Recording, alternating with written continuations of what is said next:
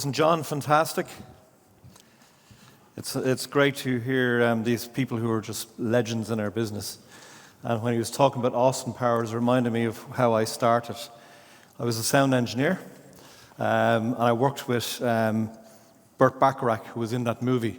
And he talked about recording a song with Cilla Black many, many years ago, in the 60s, I think. And he was in studio with Cilla, and they did 22 takes of the song Anyone Had a Heart. And I think Cilla was running out of energy. And she said, "Look, can I stop now? And is there anything that you like?" And he said, "Yeah, I think we like the second one." But that's the perfection that these guys go for all the time. So on the last speaker, you'd be glad to know, you can all go home or go to the pub. But I thought, and I was asked by NEM to speak at this, that I'll talk on a subject which, in a world where global film and television is rapidly changing, in a year that we've all had to adapt and change, maybe talk about how we survive and hopefully thrive in 25. We're also a 25-year-old company, so heading into a new life of the company, we've had to think about what we do, how do we do it different in a different world. So I'm going to talk to you about things which most of you may have already looked at. You may do this all the time. Talk about strategic planning in your business. Talk about planning for the future. And if you do it regularly, you've probably done it before today in looking at 25. So all I do is ask you to consider some of the questions I'm going to ask. Take them away and maybe apply them. Some of them might work and help for thinking about the future.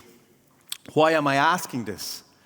Well, today, it's never been an even greater need to think about how we fund content. Digital advertising is forecasted to become a $1 trillion sector, with Google, Meta, Amazon, YouTube collectively holding over 50% of the global market share. I would throw in Apple into that mix as well. 15 years ago, those companies didn't exist in our world. So all of the networks, all of the distributors, everything we work with as film, TV producers, there's that amount of revenue disappeared out of our world. I'd like to see our governments collectively do something more about, collectively harnessing a way of dealing with these companies, so that especially in Europe, we have access to more funding. But we need to be aware of it. And one of the reasons we need to be aware of it is why it's changing what is happening every day in every company around the world. Paramount reported a $5.4 billion loss when it wrote down the value of its networks in the US. That's because of a loss of advertising in their sector. That's just one company. If you look at how this affects the rest of us down the food chain, it means that most of the people we deal with are dealing with less revenue in, they have less revenue to go out. We need to think differently and smarter about how we fund shows. Distributors have banks of content which some have yet to write down. So we may not have hit the bottom because they're never going to get their sales revenue that they thought they were going to get. In the UK, the TV production sector, income has fallen by 400 million and as programme budgets have been cut. At the beginning of 2024, ITV cut 5 shows that were originally greenlit. So it's not all bad. So what I'm trying to say is, how do you plan a company's future with the volatility that is in the film and television industry? So I'm going to really take you through a few steps. Sustainability, USP, knowing your USP, what you're dead good at, mission and vision, diversification, buyers and trends in an ever-changing world, innovation and technology, project finance, team, investment, and leadership. So, sustainability, and looking at what we've done in Shinawil in terms of how do we become sustainable in this ever-changing world. We were known as a company who produced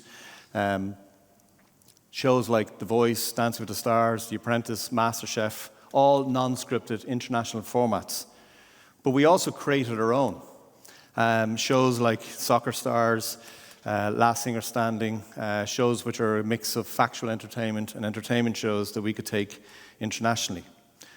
And then we set up a scripted division. And to date, we've produced 2 feature films. Our first was released at Tribeca in 2023 and was the highest grossing Irish movie, which featured Maggie Smith. Unfortunately, it was poor Maggie's last film before she passed away. Kathy Bates and the fabulous Laura Linney. Our second feature is in post-production in Canada at the moment, Cry from the Sea. It's a period drama. And we've produced 2 original TV drama series, both of which have been co-productions. And I'll talk to you more about how we get into financing that. One is Clean Sweep, which was for RTE and Sundance. RTE is our national broadcaster, who've decided they won't do a second season. They only put 10% in. And yet the show went to BBC in the UK, did over 10 million streams on iPlayer, and now in the second window in the UK, it's been a #1 show on Netflix in the UK. So how you refinance and keep going, you just got to think differently all the time. Borderline is currently on ZDF. It was commissioned by ZDF, so if anyone's in Germany or receiving ZDF, check it out. It's a crime series set in Northern Ireland. But then we also moved into doing service production because of scripted, and we service both non-scripted and scripted production in Ireland. We also opened a studio 3 years ago, which gave us access to being able to be master of our own destiny. We kept on running into the battle of studio availability, especially post-COVID, when suddenly everything opened up. And lastly, we opened up a branded content company called Video as a Service, servicing non-broadcast clients, and built on that. So, the questions from yourself, just even to think about. From financial sustainability, how do you plan to ensure financial sustainability, given the volatility in the film and television industry? What revenue model are you going to look at? How can you future-proof your business given these changes in viewing habits? I'm not giving any answers, I'm just asking questions. You know, who is your target audience and how are you going to reach them? And risk. How do you de-risk your slate when there is a changed environment and we all need to think differently about which shows we should spend time and money on? USP. What is your unique selling point? What are you dead good at? What makes you stand out from the crowd? Do you know it? Do you really drill down and do you use it? From a Shin Will point of view, we've sort of combined what we believe our unique selling point is. We're experienced at producing big international scripted and non-scripted programming. We're a trusted co-producer. We're to manage tax credits in Ireland. We've also got a UK office in Belfast that's 2 hours up the road from us, with access to UK buyers and co-production partners and UK soft funds. We have a producer on the ground in Los Angeles looking to work with Canadian and US networks, production companies and distributors to bring scripted and non-scripted productions to Ireland, both as co-producers and service producers. We have the access to the studio that I've talked about for both scripted and non-scripted. And then later on next year, the Irish government have announced a tax credit for non-scripted production. It needs EU approval, but hopefully it'll be in before the end of 2025. And we see that as something that adds into what we bring to the market. So we see ourselves as a one-stop shop, as a solution to this global production and finance issue. That's our USP. So what's yours? What's your unique selling point? How do you differentiate yourself from your competitors?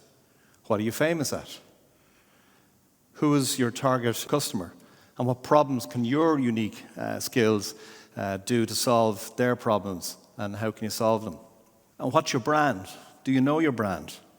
What's your personal brand? Do you know your story? One of the catchphrases we have on our digital company is know your story, power your story, using your story to actually help market and sell goods. And it's working very well in a branded content world. And if you know that story, you're able to rattle it off in any opportunity you can. Getting trade headlines, constantly working on who you are. If you need to add to your value chain to get out and talk to the market in a stronger and bigger way, do you need to acquire other companies to complement what you do, or partner with others to build out that value chain? Mission and vision. This is a statement we came up with, I think it was 2013. Captivating content anytime, anywhere. And it was at that time when suddenly things were always on. It was our mission statement to reflect the changes in the market. With streamers, social media, the content is now always on, and these channels and audiences were our new customers. We needed to understand that we are a company where we fitted into these emerging markets at that time, and what our mission meant. Creating and captivating content anytime, anywhere. See talent, stand close. Think big, act big, own it, and have fun doing it. And we try and live this in everything we do. We've evolved into scripted content and targeted streamers and with original projects, co-producers, and service productions. And we've established our digital wing, producing corporates and content for various social media. And then we've invested in our own studio. But whenever we're in doubt about our strategic mission in life and what we do, we can always return to our mission and vision and values and know what our true north is. So having a clear mission of where you're going, what you're doing, is really important when you're ideating or creating new strategies or slates. So in terms of mission and vision, just what questions to ask yourself. What is your vision for your company? And where do you want to be in the future? What would a Hollywood reporter say in 5 years' time about your company, your business? Think about it. Write it down. Because if you can visualize it, you can then get there. But if you want to get to that headline in 5 years' time, what do you need to be doing in 3 years' time to be on that road, in 12 months? How are you going to start 25 and sort of 90-day plan to be on that route? And does your vision need to evolve in this new world? Do you need to step out, maybe get some help? We do it at least once a year. We bring in somebody from outside our business, sometimes nothing to do with the sector, to help us ideate and think about where our paths are going and what we should be doing. So maybe get somebody in to help with some planning. And then on the team that you're working with, are they the right fit, both from management and a creative point of view? With Chinawill, we were part of an international group. We were part of a group called Screen Time, which were Australian. We were then bought by Banijay. And then when they were bought by Banijay, I quickly learned that our vision wasn't in line with Banijay's. At the time, when Banijay started, they were focused on non-scripted, formatted television. They were mainly run by ex-Endemol executives, and they didn't really have a vision for scripted. And we were building our business on that, so we had to find something else to do, so we exited Banijay. And then one thing I missed was having a board to sit down with 3-4 times a year, bounce things off. If we had a crisis, who do you turn to for advice? So we set up an advisory board. They're non-exec. They don't have shareholding in the business. We handpicked people who we felt we could bring in a skill that we didn't have within our team. And it's a really, really helpful way of helping to plan in the future. So if you're doing that, what skills do you need? Diversification. As I said, in Ireland, we were focused, as we have an established relationship with broadcasters to produce original formats and create intellectual property that we can exploit internationally. We service produce international shows in Ireland, both formats and dramas, using tax incentives and the studio. And then we co-produce formats and dramas for international market. In the UK, we're still building on this one. We co-produce original formats for UK networks via our Belfast office, and we license that IP globally. We surface produce non-scripted UK shows using the new tax credit that we've a strong track record on. So we've 2 shows with UK networks, hopefully shooting in Ireland. And then we co-produce UK drama projects in Ireland. So we've done a lot of shows that feature as UK, but shot in Ireland. In the US and the rest of the world, we've got a robust market expansion plan to try and attract US projects to Ireland. And we also want to expand in the in the EU, hoping to work with more EU co-producers. So we balance our risk across a number of different revenue streams, which are generated from large and small-scale scripted and non-scripted projects involving original IP and service productions. Going back to our USP, it's the solution to global content production and finance.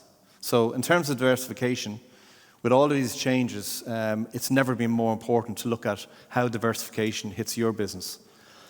On your slate, how diverse is your slate in terms of genre, format, and target demographics? How are you de-risking?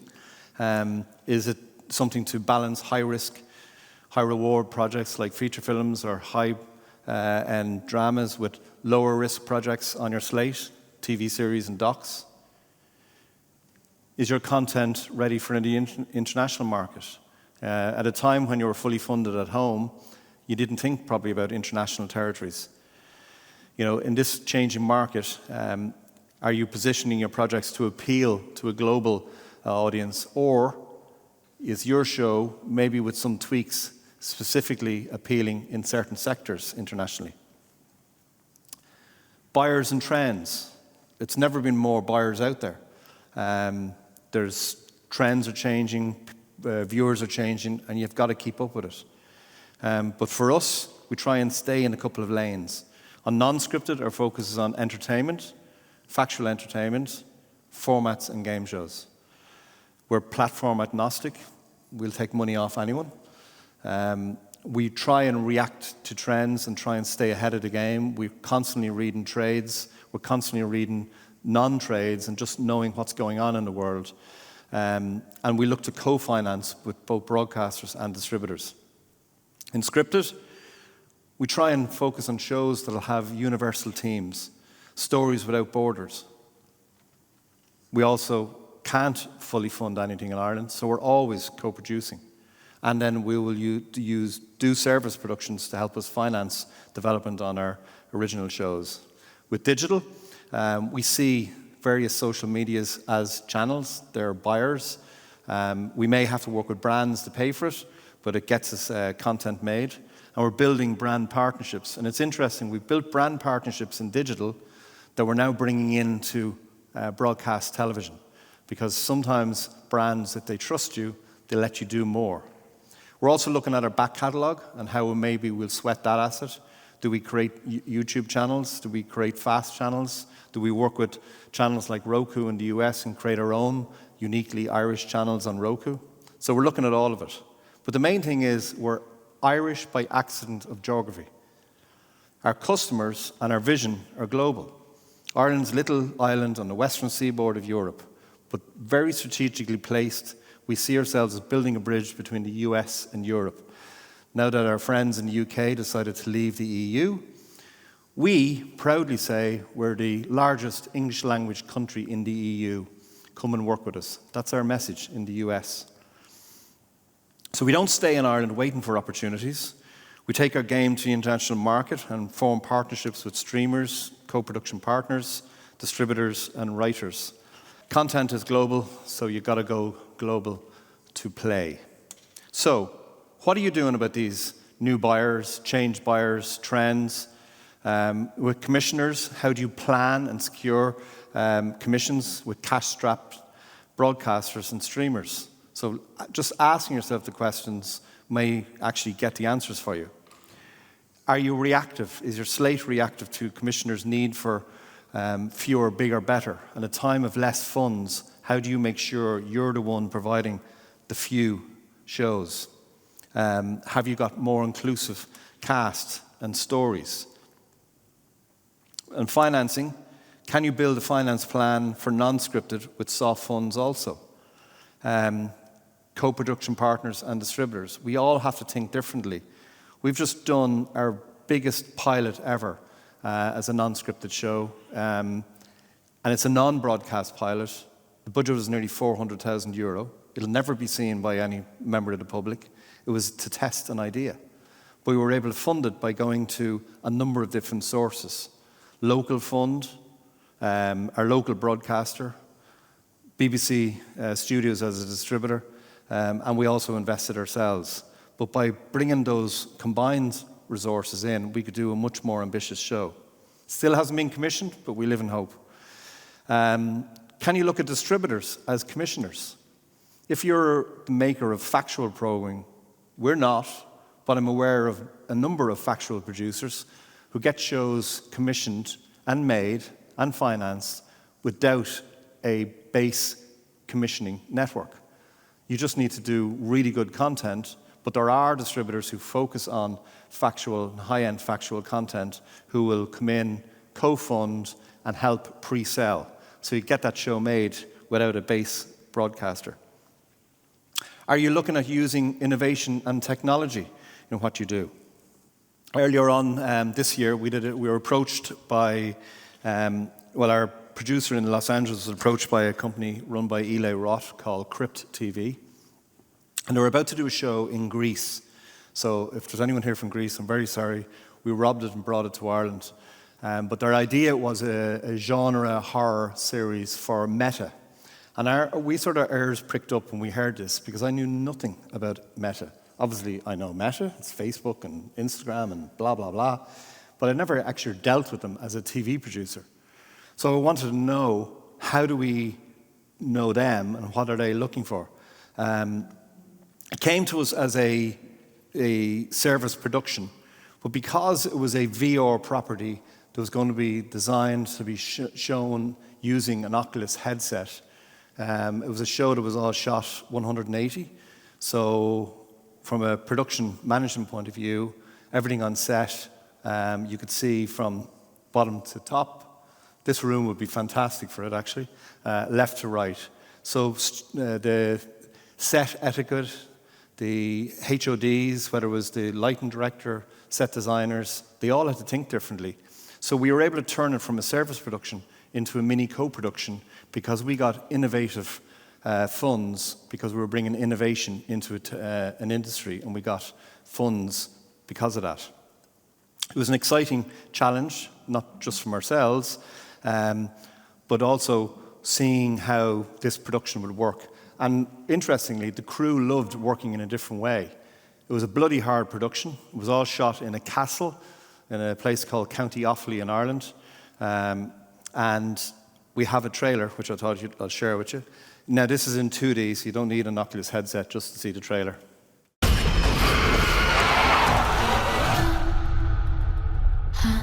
Does this not seem a bit crazy to you? Like, who gives away a castle? Welcome to Killer Castle. Games reveal the truth of a person. The winner shall inherit everything. This is too good to be true. You shall each take turns to throw the axe. Oh my God. There's only one way out of here. You have to win. Find a key to move on. And avoid the guards. The faceless lady. She drives people mad. We are being hunted. Not a castle, it's a slaughterhouse.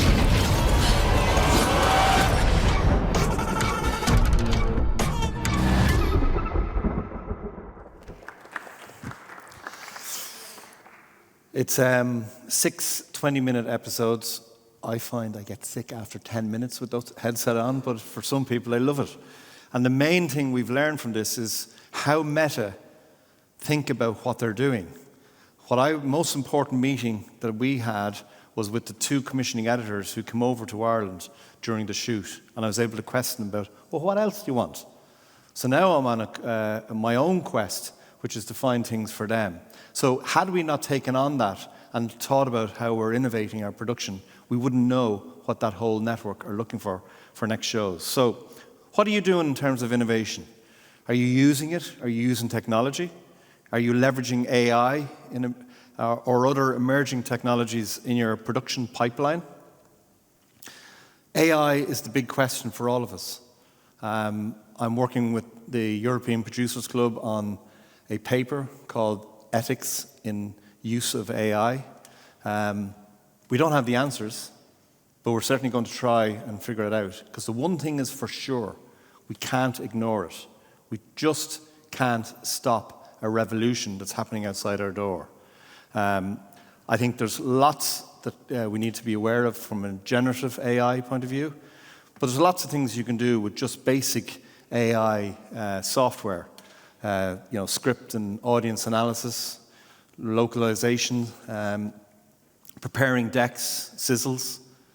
Interestingly, a number of American tech companies have their European headquarters in Dublin. One of the biggest is Microsoft. In the last 6 months, Microsoft have let go over half their finance division. It's now been done by an AI platform. What's the hardest thing to find when you're putting together a drama? The finance department. So if you could find a smarter way of running that, it could work. So I'm just asking, if we've got less money, how can we innovate and how can we use technology better? Can you use virtual production? A couple of weeks ago, I was in Atlanta in a full volume stage in Trillic Studios, and it's an amazing facility. But we were walking around we were in Cambodia as such, in a monastery, in the set in the jungle. And it was just extraordinary. As we walked around, the visual changing and everything around you, you literally could believe you were in that jungle. So are we thinking about it? Certainly when it comes to game shows, quiz shows, virtual production is moving leaps and bounds. And it can help reduce costs.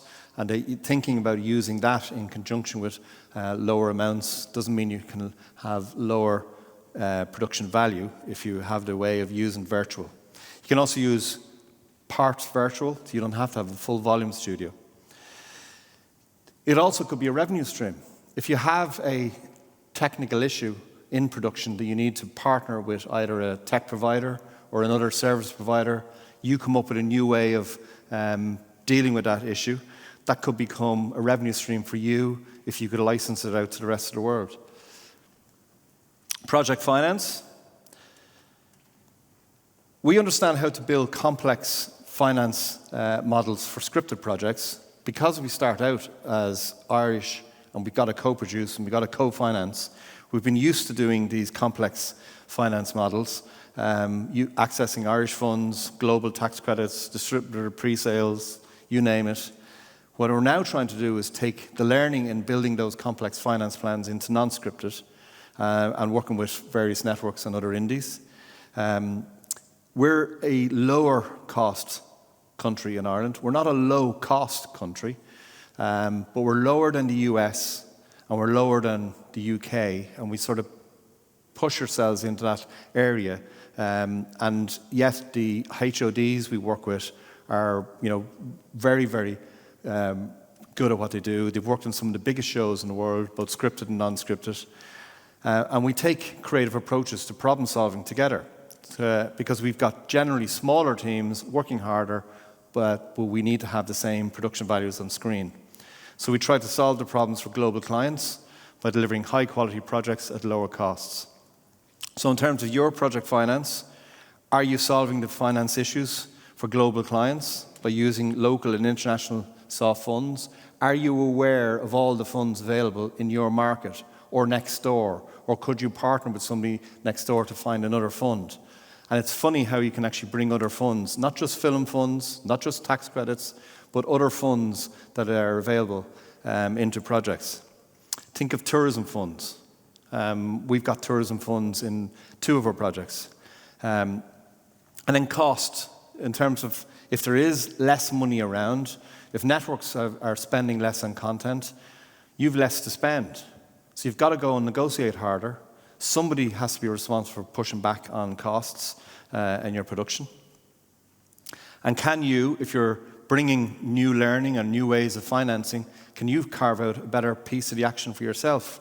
So should you have better terms in the waterfall? Should you have better profits from the projects that you realize? Looking at IP splits, can you partner with distributors and broadcasters to create a proof of concept? Broadcasters are also suffering, and if they can find ways of generating revenue, that could be money in their bank, they'll be interested. So creating pilots to go internationally, you've got the expertise, they've got the network, find a way of financing it, get it out to the international market, and it could be a revenue stream for both. Team. See talent, stand close. It's something my father, who passed away earlier this year, he drove a bread van and he fixed cars. But when I was about 10 or 12, he said to me, see talent, stand close. I didn't know what he was talking about. But it was just something that stuck with me. And he said it over and over again. And it's something that I really believe in. If you find a great actor and you think they're brilliant, you'll want them in the next show, or a great director, or a great writer. But what about a great producer, or a great accountant, or a great production manager? So finding great people and sticking close to them, they're the ones who make us look good at what we do. So it's something that we really, really believe in. So we've transitioned from non-scripted into scripted and digital by making key hires. We bring in experts in their field who have relationships with the various buyers. We've got a very highly skilled staff who have cultivated extensive experiences in producing big-scale shows on lower budgets. So they've all had to work in Ireland, which can be miserable at times, because we've always got less money than our counterparts in the UK. But the thing about Ireland is it's quite unique. We're an English language country, next door to the UK, where most of our viewers watch US content all the time and UK content all the time. It's much more resourced, but we have to produce shows on a fraction of the budgets. But we can't make a show that looks anything less than something they'd see on BBC or ITV or Channel 4. So we've always had to do much higher quality on much lower budgets. And it's something that we think we can bring that expertise out to bring more work in. We also put a lot of effort into training and development. I fought with our national film agency. Back in the day, it was called Irish Film Board. And they used to co-fund a national training program called Screen Training Ireland. Their partners were a government agency which did training across many industries. But that agency ran into problems. There was some abuses of funds, and the government shut down the agency. And the Film Board took the opportunity to think, well, we can take that money that we're putting into Screen Training Ireland and stick it into our overhead. But we fought tooth and nail to keep the agency open, because the accumulated knowledge of the people in that training agency, that we were lucky to have industry training specific for our industry, paid for by government. And we saved it, and it's now an even bigger part of our industry. It's called Screen Skills Ireland. It's now fully funded and run by Screen Ireland, the national film agency. And if you're in receipt of tax credit in Ireland, you must supply a training plan for your project that shows people going on an expedited training program. And that's right across all the skills in a film or a TV series. And it means that you've got lifelong learning, because people can be training at different levels. You don't always have to be a trainee at a lower level. I was a trainee when we did Miss Scarlet and the Duke. It was the first time I exec produced a scripted show. So essentially I was a trainee aged 50-something or other. So training and development, core value of the company. Many of our staff have developed all the way. Our most senior non-scripted entertainment producer started with us as a runner 22 years ago. And she's gradually moved up the ranks, and she is by far and away the best at our business in the country. So tracking and developing diverse voices is also really key to our creative output. We're trying to bring in new voices, people that don't look like us, people that don't act like us, to get their input into both what we do and how we do it, but also into the projects we're developing. Our management team are experts in their field, offering a plurality of diverse voices in the development of the business as well. So we make sure they all feed into it. So, team. Do you have the right team on the bus who can deliver your vision? Are you in the right role? That's something I ask myself many times. Hire slow, fire fast. How many people here has ever fired somebody? 3, 4, 5, 6 brave people. Have you ever regretted it? You've got to take the decision. You've got to take people. If they're not working, get them out. They'll poison the rest. So free them, because they're trapped if they're in the wrong role. Let them free and let them do something else. But when you're bringing people on, do it slowly. We try to use a rule of 3. So it's a case of we never, ever take the first name that jumps into the hat for a particular position. We always look for a minimum of 3. And we always make sure people go through at least a couple of stages before they're hired. So if you have somebody putting together a team, they should be the last person in that chain. A couple of people should meet them and put forward a minimum of 3 to make that decision. You shouldn't always be taking the first people who come to mind. Because, invariably, there could be better people out there all the time. So hire slow, fire fast. Do you need to replace longer-serving staff with staff whose leadership no longer represents your future vision? Unfortunately, some people get to a point where they can't pivot and change. They can't move as fast as you need that change in an ever-changing world. So again, you have to be kind to them. Let them go. And then culture. Culture eats strategy all day, every day.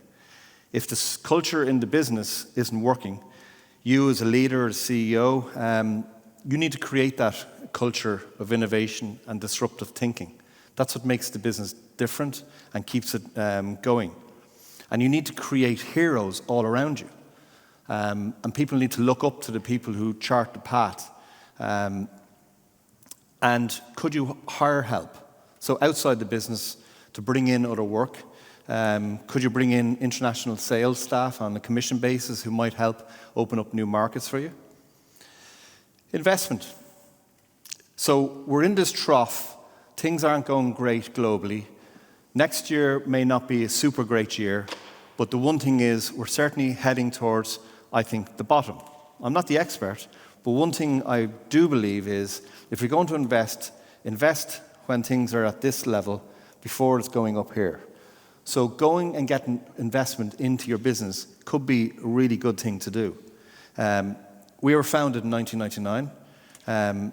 In 2003, we did a joint venture with Screentime, who were an Australian company. It offered me, for the first time, access to reporting to a board, which was a very good discipline to run a business. And I got huge mentorship from the 2 key principals, both of whom had run networks, one in New Zealand and one in Australia. And I just come into the television business in 1999 from the music business. So it was great to be able to learn a fast track some learning about the business. Banijay acquired Screentime. In fact, I got Banijay to acquire because the guys were looking to retire and looking for an exit, thinking this will be a bigger, better opportunity for us. Little did I know that they wanted me to stay, being a nice little boy in Ireland, doing what we're doing and nothing else, which wasn't going to work. So we bought it back, and Shinawil became an independent company, wholly, in 2014. And then this last year, we've been spending a lot of time out looking for further investment to help us grow the business, so that I can probably take a back seat in a different role. We need to grow the management team. We need more money to invest in scripts and options on books, in developing new non-scripted formats, and scaling the business to maybe have another exit in the future. So different type of partnerships all the time. And we need to understand our own mission and vision to make sure we're aligned if we're bringing people in, that they're aware of what we're doing and where we're planning to go. We need to look at different types of equity. Is it selling shares? Is it in the UK and Ireland? We've got these EIS investment schemes for high net worth individuals, which can be a tax saving for them. Is it a way of bringing investment in like that? Or do we look at doing some sort of staff equity position? So we're constantly looking at how do we find a way of scaling the business. You may or may not need investment, but if you do, what kind of investment would you need? Would you rather own 100% of a small company or 50% of a larger company? Do you need investment on your slate? Is there a first look deal you can do with a distributor to get bankroll your development in 25? Have you thought about an exit strategy? What's your long-term goal? How are you preparing the company for other investment or your own buyouts? Do you need to merge to survive? At a time when things are definitely getting tighter, can you do some strategic relationships with other companies and share some resources, whether it's office, whether it's post, whether it's legal affairs or accounting services? There could be ways that you can do a non-predatory relationship. And finally, leadership. So, creativity is about breaking patterns, strategically, editorially, and financially. We need to constantly be changing. The greatest innovators see the world differently and know how to create something that customers want. That's our DNA. We definitely want to be seen as somebody who thinks differently. Leadership has to be inclusive. You can't do it on your own. It's nearly impossible. We're all trying to solve the same problems. Our staff sit on various industry boards. We encourage it. And then we work with our own competitors to build a national coalition of the willing, constantly lobbying our government to make changes to legislation to befit the industry that we're in. And we also try, we're not very good at this all the time, but to dream is the plan. Allow people to dream. You know, we dreamt about going into drama. We dreamt about opening up a digital business and a studio, but then we turned those dreams into actions. But we need to allow people on the team also dream. And I challenge you all to do it every single day. Take an hour, no emails, no phone, and just do something that doesn't require what your day-to-day job usually requires. And you'll be surprised what comes out of it. And I'm terrible at it. My wife is always on to me about, you know what you say about that hour? Well, can we do that hour doing something else, but not doing what you're normally doing with your head stuck in the phone doing emails? But leadership also requires well-being. I didn't learn this until later in my career when I joined an organization called EO, which was a global organization. I was on the founding chapter in Ireland. They're in pretty much every country in the world. There's probably one in your town. It's not a cheap hobby, but it's very good. And it taught me to live my life in 4 different buckets. Family, and actually thinking about what you're doing for your family or your people you live with. Your business, of course, and actually thinking about it, but thinking about it on a monthly basis. We would meet in a cohort, usually no more than 8 people, and we'd come in and you do a report to your cohort on these 4 areas. How are things going with family? How are things going in your business? Good or bad? What are you doing in your community? How are you making where you live better? And then what are you doing about looking after yourself? Very hard to run a business and grow a business if you're not fit to do it. So joining these other forums, and forums that are outside of your industry, outside of your sector, because the one thing you'll find when you're talking to other business owners, business is tough, it's really hard, and it's a very lonely place running a business. So if you're talking to other business owners, you'll find they all have the same problems, even in different sectors, and it'll probably come back to people. And knowing how to handle people, you don't need to be an expert in human resources if you've got other examples of how things are looked after in different ways. So you can get this professional help and personal help just by opening up to it and being aware of it. But you've got to work on the business, not in the business, and you've got to hustle. So what are you doing about your leadership? What is your leadership style? Are you aware of exactly what your actual style is? Have you got complementary skills in the rest of your team? Could a leadership coach help identify and develop your skills better and work on your strengths and help with your weaknesses? Well-being. What strategies are you doing to deal with the anxiety and stress related to running a business? And don't ever underestimate it. It's bloody tough. And then, as I said, culture eats strategy all day, every day. Is your leadership style fostering a positive communication and collaboration in the business? Or is there conflict? Or are you aware of what's going on? What's going on in your office today while you're sitting here? What's the output of your business when you're not there? What's going to be different when you go back? Is it running, or do you have to be in the middle of it, driving it? And these are the things that will talk to you about what the culture is like. And failure. Welcome it. Allow it to happen. You can't make anything if you don't break something. And, allow yourself to fail, allow others to fail. And every time somebody says no, you're closer to a yes. So what you need to do to survive in 25, sustainability in your slate and strategy, balancing across the markets, genres, and buyers. Your USP, knowing that unique selling point, what you're dead good at, what problems are you solving to differentiate yourself from your competitors. The mission and vision, what future do you want for your business and how you're going to get there. On diversification in this world is ever-changing.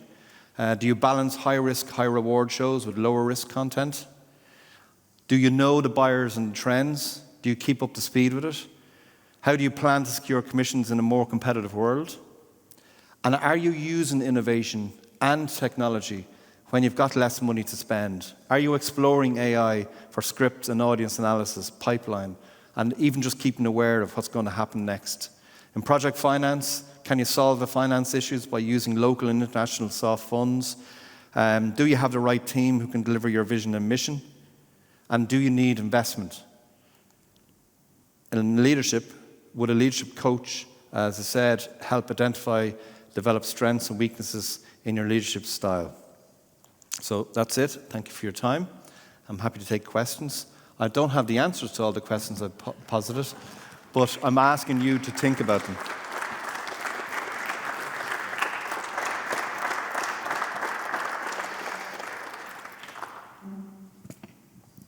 Do we have any questions? If there's nobody else, I'll ask. There are 4 things in your well-being and leadership, amount of time you have during the day. I always thought there are 3, like family, work, and myself. And I learned that during the day, it has 24 hours, I managed to do 2 of the 3. So there's always guilt that you didn't manage to get the 3rd or 4th. How do you do that?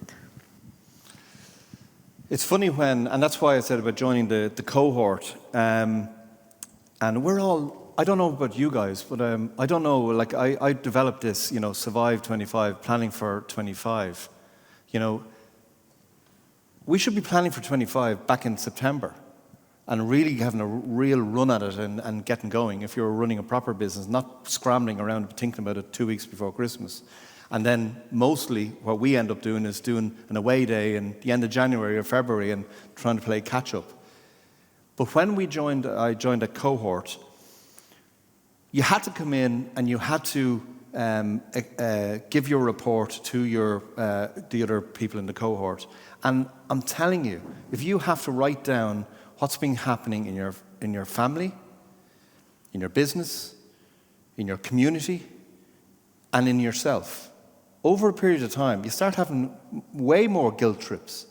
I was doing nothing in my community, absolutely nothing. I was just getting up, going to work, and thankfully the family were all growing up and we weren't out of business.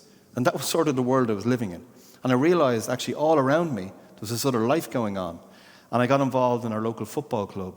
And then the football club nearly started taking over my life. I became the chairman of the football club. They were a junior football club. They then we entered into the National League. It was madness on a huge scale. I was busier running the football club than running the business.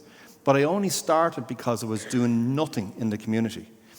And then I started thinking about the guys, I was listening to the other guys, what they were doing about themselves and their welfare.